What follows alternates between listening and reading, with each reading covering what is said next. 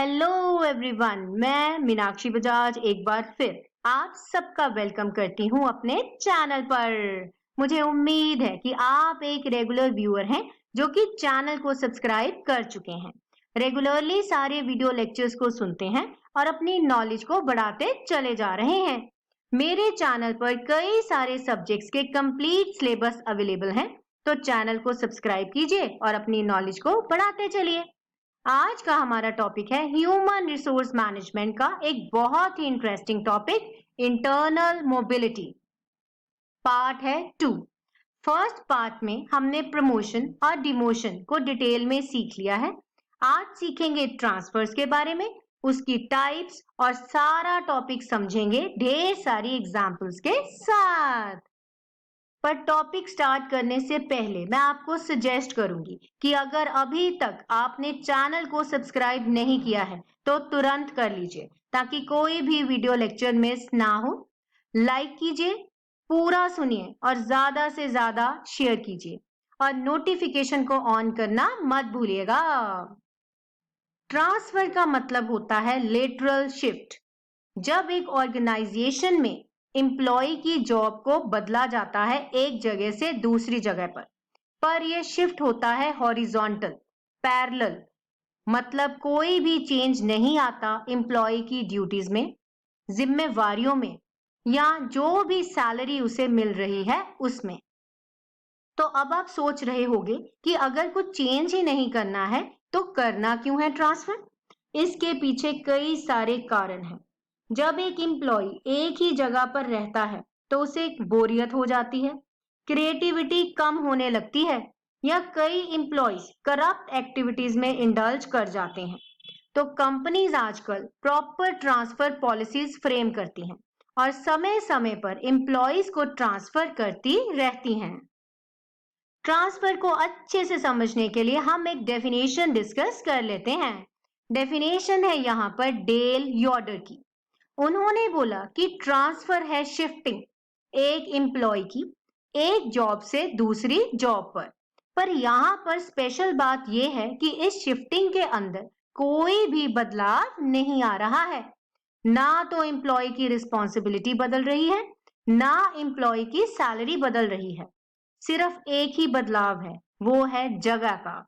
या तो डिपार्टमेंट बदलेंगे या तो शहर बदल जाएंगे। ट्रांसफर्स कभी कभी तो होते हैं टेम्परेरी नेचर के लिए, कुछ समय के लिए, और कभी कभी ट्रांसफर होता है परमानेंट, क्योंकि एम्प्लॉय को कई सारी प्रॉब्लम्स आ सकती हैं। हेल्थ खराब है, बहुत एब्सेंट रहता है, तो इस कारण से वो कह सकता है कि मुझे दूसरी जगह पर भेज दीजिए। तो एम्प्लॉयज को एक डिपार्टमेंट से दूसरे डिपार्टमेंट में भेज दिया जाता है या एक लोकेशन से दूसरी लोकेशन पे। आजकल कंपनीज का दायरा बढ़ गया है और ट्रांसफर्स कभी कभी एक देश से दूसरे देश में भी किया जाता है। ट्रांसफर के पीछे बहुत बड़ा हाथ है रिक्वायरमेंट का, कंपनी की जरूरतों का। जहां पर जैसे एम्प्लॉय की जरूरत है उसे वहां पर शिफ्ट कर दिया जाता है और कर दिया जाता है उसको ट्रांसफर। ट्रांसफर के टाइप्स की दो मेन कैटेगरीज हैं। पहली है पर्पस, दूसरी है यूनिट। अब पर्पस के अंदर फर्दर कई सारे पॉइंट्स हैं जिन्हें एक एक करके हम एग्जाम्पल्स की मदद से समझ लेते हैं। पर्पस के अंदर आती हैं 6 टाइप्स, मतलब 6 कारण हो सकते हैं एक एम्प्लॉय को ट्रांसफर करने के। सबसे पहला तो है प्रोडक्शन ट्रांसफर्स। प्रोडक्शन ट्रांसफर किए जाते हैं लेबर के या यूं कहूं वर्कर्स के। एक फैक्ट्री में जहां पर लेबर की रिक्वायरमेंट कम हो गई है वहां की लेबर को ट्रांसफर कर दिया जाता है दूसरी फैक्ट्री में या दूसरे प्लांट में जो कि सेम ऑर्गेनाइजेशन का है, क्योंकि उस प्लांट में रिक्वायरमेंट बढ़ गई है। वहां के जो वर्कर्स थे या तो रिटायर हो गए या रिजाइन देकर चले गए। तो इसी कारण से जहां पर रिक्वायरमेंट कम हो रही है वहां एम्प्लॉयज को ले ऑफ नहीं किया जाता, नौकरी से निकाला नहीं जाता, बल्कि उन्हें ट्रांसफर कर दिया जाता है दूसरी जगह पर जहां उनकी जरूरत है। तो लोगों की नौकरी भी बच जाती है और कंपनी की रेपुटेशन भी खराब नहीं होती। पर्पस के अंदर दूसरी टाइप है रिप्लेसमेंट ट्रांसफर्स। रिप्लेसमेंट ट्रांसफर के अंदर एक सीनियर एम्प्लॉय जो कि काफी समय से एक कंपनी के साथ जुड़ा हुआ है, उसकी लॉन्ग सर्विस को अपने पास रखते हुए एम्प्लॉय को ट्रांसफर कर दिया जाता है दूसरी जगह। कहने का मतलब ये है कि वो रिप्लेस कर देता है एक जूनियर एम्प्लॉय को। इस तरीके से सीनियर एम्प्लॉय का बर्डन भी कम हो जाता है, जो हैवी प्रेशर ऑफ वर्क है उससे उसको छुट्टी या रिलीफ दे दी जाती है। अब यहाँ पर सोचने की बात यह है कि जिस एम्प्लॉय को, जूनियर एम्प्लॉय को उसने रिप्लेस किया, उसका क्या बनेगा? कई बार तो उसको ले ऑफ कर दिया जाता है, मतलब काम से निकाल दिया जाता है, या उसे भी शिफ्ट कर दिया जाता है कहीं और। तीसरा है वर्सटैलिटी ट्रांसफर, जिसे हम एक केस स्टडी की मदद से समझेंगे। एग्जाम्पल है यहाँ पर दुल्हन बुटीक के बारे में। अब सोचो, इसे मैंने केस स्टडी क्यों कहा? क्योंकि इसको हम बड़ी बारीकी से कई सारे स्टेप्स में समझेंगे। तो दुल्हन बुटीक एक बहुत ही बड़ा फैशन हाउस है। उनका अपना ड्रेस डिजाइनिंग डिपार्टमेंट है। वहां पर नई नई ड्रेसेस डिजाइन की जाती हैं। उनकी अपनी ही एक ब्राइडल शॉप भी है। जो ड्रेसेस डिजाइन की जाती हैं वो अपनी शॉप में ही बेची जाती हैं। कंपनी के अंदर कई सारे सेल कंसल्टेंट्स भी काम करते हैं। अलग अलग स्टेट्स की ब्राइड को और अलग अलग धर्मों की ब्राइड के लिए वहां पर ड्रेसेस डिजाइन की जाती हैं और बेची भी जाती हैं। अब कंपनी डिसाइड करती है कि हम करेंगे वर्सटैलिटी ट्रांसफर्स। वर्सटैलिटी ट्रांसफर का मतलब होता है रोटेशन करना एक एम्प्लॉय की, जॉब रोटेशन, जिसका पर्पस है बोर्डम को खत्म करना, एक एम्प्लॉय को काबिल बनाना, फ्लेक्सिबल बनाना। जब एक एम्प्लॉय एक ही जॉब पर बहुत देर काम करता है तो उसका उत्साह कम हो जाता है। तो यहाँ पर जॉब रोटेशन की गई मिस रंजना की, जो कि कंपनी में ड्रेस डिजाइनर हैं। जॉब रोटेशन में उनको अब बना दिया गया है सेल्स डिपार्टमेंट के अंदर हेड। स्टोर पे रहती हैं। उनके अब ड्यूटीज हैं ऑर्गेनाइज करना स्टोर को क्रिएटिवली, ड्रेसेस को इतना स्मार्टली हैंग करना कि वो लोगों की निगाह में आए, साथ में जो कस्टमर्स आते हैं उनके क्वेश्चंस के स्मार्टली और अच्छे ढंग से जवाब देना। तो जब मिस रंजना ने सेल्स डिपार्टमेंट को संभाला तो कई सारी बातें उन्हें समझ में आई, जैसे कि उन्हें अपॉर्चुनिटी मिली ये जानने की कि कौन से स्टाइल्स को कस्टमर ज्यादा पसंद करते हैं। दूसरी बात ये फायदा हुआ, उन्हें लोगों की पर्सनालिटीज के बारे में पता लगा, लोगों की डिमांड्स के बारे में पता लगा, और ये भी पता लगा कि कस्टमर का बजट कितना होता है जब वो ड्रेस लेने आते हैं। साथ में कस्टमर की कंप्लेंट्स भी पता लगी कि कौन कौन सी ड्रेसेस को कस्टमर्स बिल्कुल भी पसंद नहीं करते।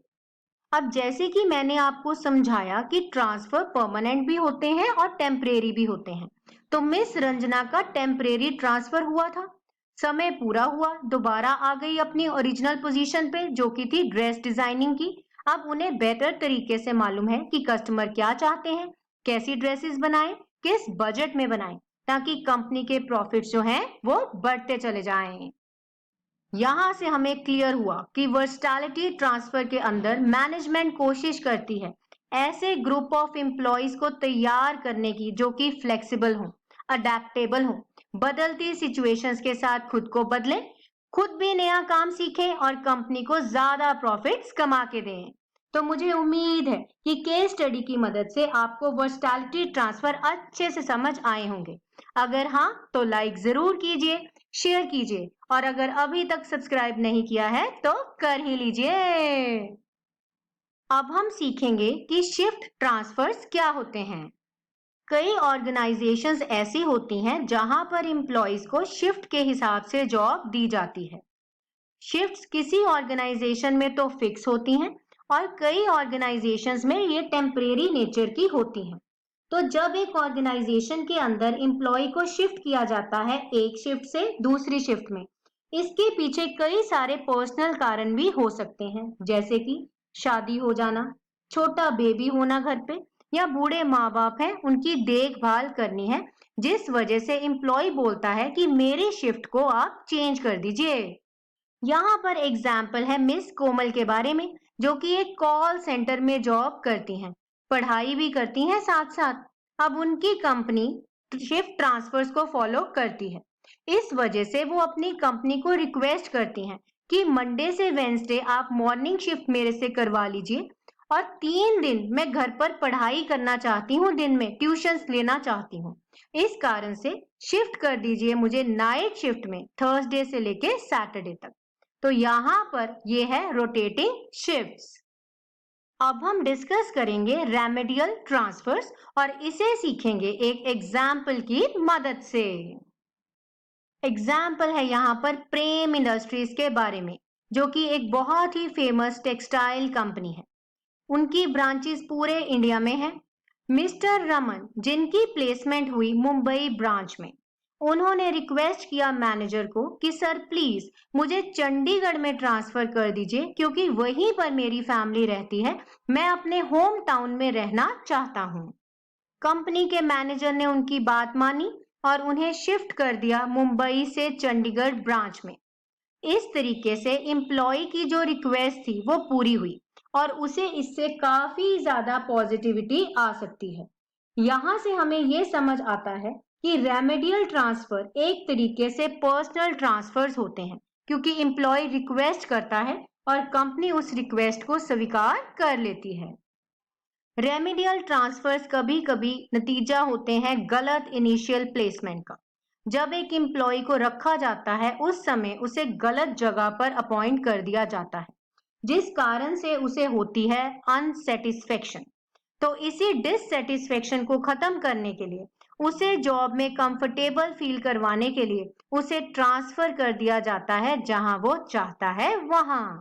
अब हम डिस्कस करेंगे कि प्रिकॉशनरी ट्रांसफर्स क्या होते हैं। प्रिकॉशनरी ट्रांसफर्स, प्रिकॉशन का मतलब होता है एहतियात या सावधानी से डिसीजंस लेना।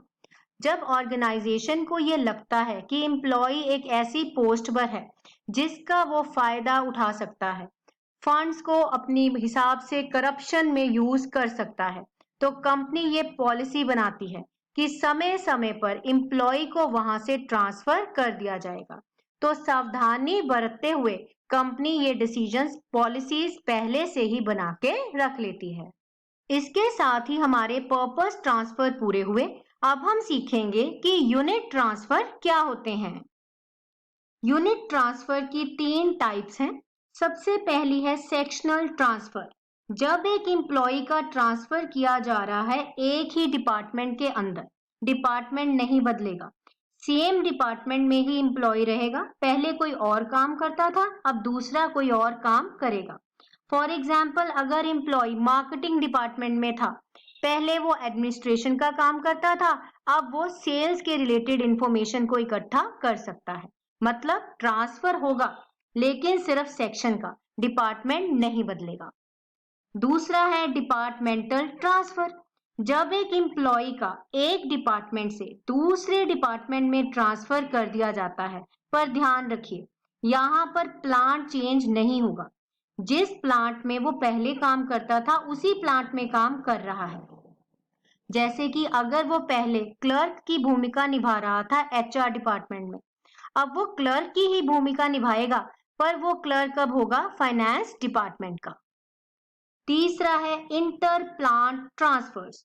अगर एक कंपनी बड़ी है, उसके कई सारे प्लांट्स हैं, जगह जगह फैक्ट्रीज हैं, तो वहां पर एक फैक्ट्री से दूसरी फैक्ट्री में एम्प्लॉय को ट्रांसफर किया जा सकता है।